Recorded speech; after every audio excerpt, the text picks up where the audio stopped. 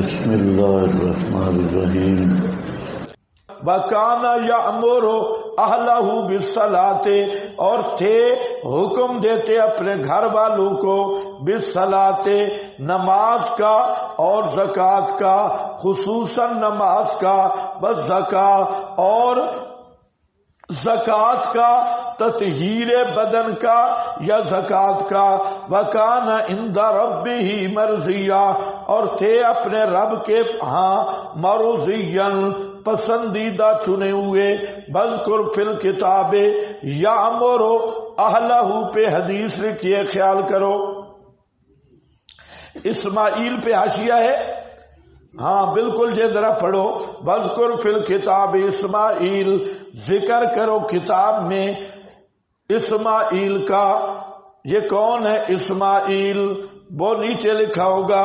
حضرت واصلہ بن اسقا کہتے ہیں میں نے رسول اللہ صلی اللہ علیہ وسلم سے سنا، ان اللہ اصطفیٰ کنانتا، بے شک اللہ نے کنانہ قبیلے کو چنا ہے، من ولد اسماعیل، من ولد اسماعیل، اسماعیل کی اولاد سے۔ تو ہمارا بتانے کا مقصد کیا ہے کہ قبیلہ کنانہ، اس کو بھی اللہ نے عظمتیں دی ہیں، یہ اولاد اسماعیل میں سے ہے۔ وَاصْطَفَىٰ قُرَيْشًا، اس کنانہ قبیلہ سے قریشیوں کو چنا ہے۔ وَاصْطَفَىٰ مِن قُرَيْشِ بنی ہاشم، اور پھر قریش میں سے بنی ہاشم کو منتخب کیا۔ وَاصْطَفَانِي مِن بنی ہاشم، اور بنی ہاشم سے اللہ نے مجھے مرتبہ عطا کیا اور مجھے چنا۔ آپ کیا سمجھے کہ نبی پاک صلی اللہ علیہ وسلم حضرت اسماعیل کی اولاد میں سے ہیں؟ کس اور کنانہ سے، کنانہ حضرت اسماعیل کی اولاد ہے۔ اور دوسرا مسئلہ یہ کہ نبی پاک صلی اللہ علیہ وسلم کا حسب و نسب سب سے عالی ہے، سب سے کیا ہے؟ عالی ہے۔ اس لیے بعض محققین نے لکھا ہے اور بعض احادیث کی بنیاد پہ تم بھی یاد رکھ لو کہ پیغمبر کریم کا جو نسب آدم تک ہے، ایک تو یاد رکھو یہ جو مولوی خطیب بیان کرتے ہیں یہ جھوٹ بولتے ہیں، عدنان تک نسب محفوظ ہے، اس کے آگے نسب نامہ آدم تک۔ وہ جو ہمارا میراثی صاحب بھی خطیب میراثی کہتے ہیں جب میں روزے پہ جاتا ہوں نا، روزے پہ بیان سنو مزہ آئے گا، تو کہتے ہیں جس طرح ہمارے چودھری ہوتے ہیں، چودھریوں کے ڈیرے ہوتے ہیں اور پھر میراثی آتے ہیں، اور میراثی کہتے ہیں چودھریاں دی خیر، فلانے ملکاں دی خیر، تو وہ پھر ملک اس کو خیرات دیتی ہیں۔ اور سمجھ رہے ہو کوئی نہ؟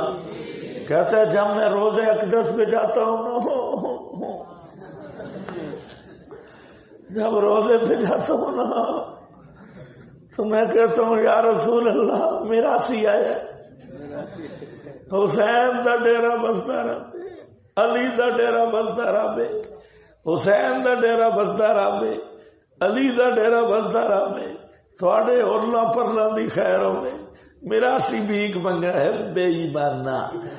ادھر کھڑے ہو کے بھی تجھے شرم نہیں آئی؟ اس طرح تو کہنا تھا صدیق دا ڈیرا بستا رہے، عمر دا ڈیرا یاد نہیں جتے گیا کھڑا، لیکن یہ بہاول پور والا میراثی ہے، سمجھتے ہو کہ نہیں؟ ہاں یہ بہاول پور والا میراثی کہتے ہیں، ہم بھی کہتے ہیں پیغمبر سے کہتے ہیں حسین دا ڈیرا بستا رہے، علی دے ڈیرے دی خیر ہوئے، فلانے دی، مطلب ادھر بھیک مانگنے جا رہا ہے، بھیکر، بلکہ بھیکر مشرک۔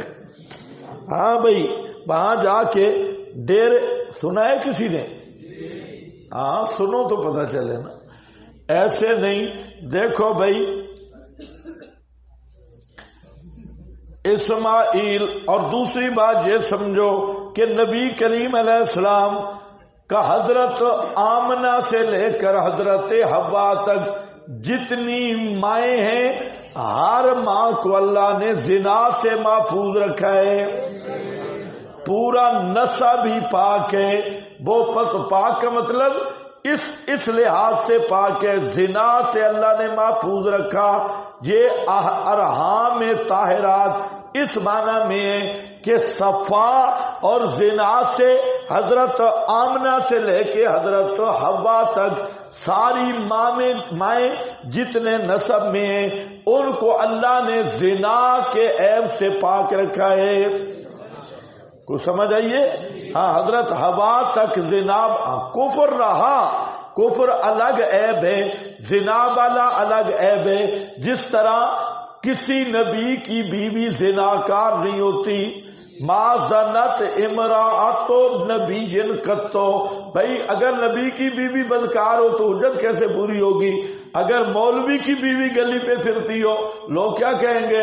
مولوی صاحب ہمیں بڑا بات کرتے ہیں، تو بیوی نہیں تو سنبھالنا. تو مولوی کی بیوی گڑبڑ ہو اس کی دعوت کا اثر نہیں، اور پیغمبر کی بیوی وہ بدکار ہو تو پیغمبر بھیجنے کا مقصد ہی پھر ختم ہو جاتا ہے، اتمام حجت ہوتے ہی نہیں. تو اس لیے جیسے ہر نبی کی بیوی پہلے انبیاء کی بیویاں کافرہ مشرکہ ہو سکتی تھی لیکن زانیہ بدکارہ نہیں ہو سکتی تھی، کہ کیونکہ یہ عیب معاشرتی اور واضح عیب ہے. تو کفر کو سارے لوگ عیب نہیں سمجھتے، کوئی تو ہنر بھی سمجھتے ہیں. تو اسی طرح نبی کریم علیہ السلام کی اماں آمنہ سے لے کے حضرت حوا تک ساری مائیں صفا اور بدکاری والی بیماری سے پاک ہیں. زمانہ بدلتا بھی رہا، جہلیت کے دور بھی آتے رہے، اندھیرے بھی آتے رہے، کفر بھی آتے رہے، لیکن اللہ نے ان سارے ارحام کو ہر نجاست یعنی زنا اور صفا سے پاک رکھا ہے. یہ آپ کے خصائص میں سے ہے، اور یہی معنی ہے کہ ارحام طاہرات سے آپ کا منتقل ہو کے آنا ہے. ہاں بھائی دیکھو، تو حضرت اسماعیل کی اولاد سے اور سب سے آپ کا خاندان عالی ہے اور بلند ہے. اور دوسرا اگر مسئلے پہ عمل ہو سکے ٹھیک ہے، لیکن مار پڑنے کا خطرہ ہو تو پھر ٹھیک نہیں. یامر اہلہ بالصلاۃ، رات کو بیوی کو بھی اٹھانا ہے.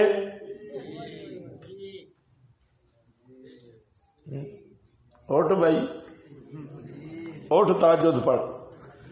یامر اہلہ بالصلاۃ، بس زکات، بیوی کو بھی حکم دینا ہے. ہاں اس پہ حدیث ہے اور نیچے لکھی ہے.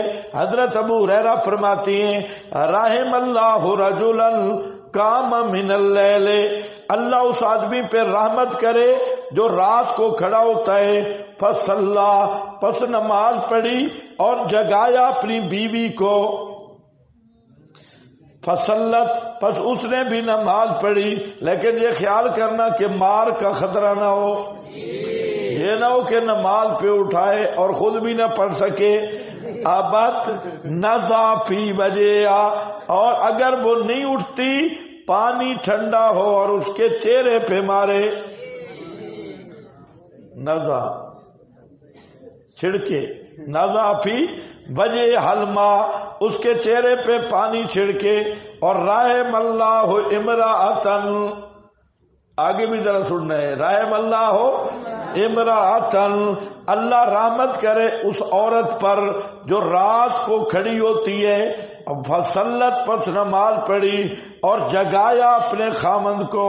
فإن ابا، اگر خر کی اور تھوڑا انکار کیا تو نزاحت فی وجہ الماء، اس نے بھی پانی کا چھڑکاؤ کیا. اٹھ بھائی کرما لیا. یہ مسئلہ بیویوں کو بتانا نہیں ہے، اگر بیوی کو پتہ چل جائے الامان والا فیس، تم نے تو نہیں اٹھانا اس کو، وہ تمہیں روزانہ اٹھائے گی. ہاں تو یہ اچھی صفت ہے بھائی. مزہ تو ہے نا خامد بیوی دونوں تہجد پڑھتے ہو. یہ اس کو اٹھائے وہ اس کو اٹھائے، ایک سو جائے دوسری اٹھا دے. لیکن سفر کا تھوڑا خیال رکھے، یہ نہیں کہ آدمی باہر سے سفر پہ آئے ابھی نیند ہے، اٹھ بھائی پانی کا گلاس آ گئی ہے. ہاں بھئی تھوڑا حالات موافق ہونے چاہیے. یأمر اہلہ بالصلاۃ والزکاۃ وکان عند ربہ مرضیا، اور تھے اپنے رب کے ہاں مرضیہ پسندیدہ. واذکر فی الکتاب ادریس، حضرت ادریس کے بارے میں بھی شبہ تھا. حضرت اسماعیل کے بارے میں مکہ والوں نے تو بت بنا کے رکھا تھا، وہ شبوں کا جواب دیا. آگے سب پر 6 نمبر آ رہے ہیں، ایک ایک نبی کا نام دیکھتے اور 6 نمبر کٹھے آ رہے ہیں. تو آگے فرمایا وذکر فی الکتاب ادریس، اور بیان کرو کتاب میں ادریس کا. ادریس کے بارے میں اب بھی مشرکوں کا یہی خیال ہے کہ حضرت خضر وہ سمندر میں مشکل کشائے اور حضرت ادریس اور الیاس زمین بار جنگل میں مشکل کشائے. تو کہتے ہیں 4 نبی زندہ ہیں، ان میں ایک یہ بھی ہے، حالانکہ نیری گپ پہ صرف ایک نبی زندہ ہے، اور وہ کون ہے؟ حضرت عیسیٰ پیغمبر. وہ آئیں گے، وہ قطعی مسئلہ ہے. اس کے علاوہ ساری گپ شپیں وذکر فی الکتاب ادریس انہ کان صدیقا نبیا ورفعناہ مکانا علیا. اس آیت سے بعد نے بڑی گپیں لکھی ہیں، یہ سب یہودیوں کی گپیں ہیں. کسی نے کہا کہ ابھی تک زندہ ہیں، کسی نے کہا کہ اللہ نے زندہ ان کو اٹھا کے جنت میں پہنچا دیا، کسی نے کہا جو تیسرے آسمان پہ موت آئی رفعنا. حالانکہ یہ اس طرح نہیں ہے، یہ بالکل آیت اس طرح ہے رفعنا لک ذکرک. یہ وہ رفعت معنوی ہے، کمالات اور مرتبہ ہے. اس لیے مانا کرو ورفعنا ہو، اور بلند کیا ہم نے ادریس کو مکانن علیا، مرتبہ اونچا. کیا بلند کیا؟ مرتبہ اونچا، اونچا مرتبہ اور بلند شان عطا کیا. المکان العلی شرف النبوت، شرف ہم نے ادریس کو نبوت والی شان عطا کی. اور بزلفا عند اللہ، اللہ کے ہاں قرب نصیب کیا. بعض نے کہا ہے کہ یہ مکانن علیہ سے مراد خود نبوت ہے.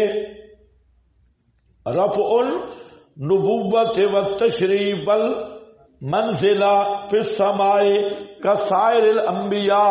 تو اس کے 2 معنی ہیں، اور ایک معنی یہ ہے کہ حضرت ادریس کو نبوت عطا کی اور شان نبوت سب سے بلند ہے، تو یہی مکان رتبہ مراد ہے.